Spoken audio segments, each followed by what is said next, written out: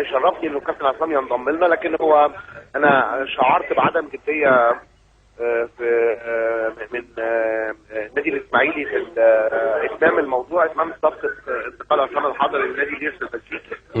فانا بعتقد يعني ان انا يعني مش ههتم بالموضوع الا لو النادي الاسماعيلي ابدا نوع من الجديه في التعامل على هذا الموضوع. نعم. لانه انت فاهم يعني انا مضطر ان انا اتعامل بالطريقه الاوروبيه اللي هو الكلمه كلمه واحده.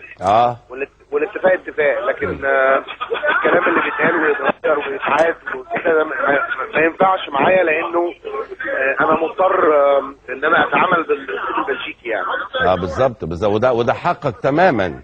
طب اخيرا يا باشمهندس احمد حسن، انت كنت اديت تصريح انه في احتمال او الى اخره. هل الكلام لسه ماشي ولا؟ طبعا انا يشرفني، انا كنت مأجل الموضوع لحد ما لسه يصعدوا للدوري الممتاز. الحمد لله صعدنا النهارده، فانا هجدد اتصالاتي مع الكابتن احمد ان شاء الله، وهشوف نيته ايه. لو كان عنده النيه ان هو ينضم للفريق طبعا ده هيبقى شرف كبير لنادي ليستا، وهيبقى دفعه فنيه ومعنويه رهيبه للنادي في سباقه ان شاء الله السنه الجايه للدوري الممتاز. اخيرا خليني اقول لك او ابدي لك اعجابي باللاعب رقم 4 واللاعب رقم 14 بالاضافه لمو طبعا.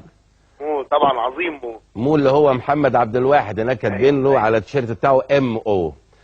واللاعبين 4 و14 لاعبين هايلين الحقيقه، بالاضافه اكيد للاعب الكاميروني راس الحربه واللي هو جزيري اعتقد.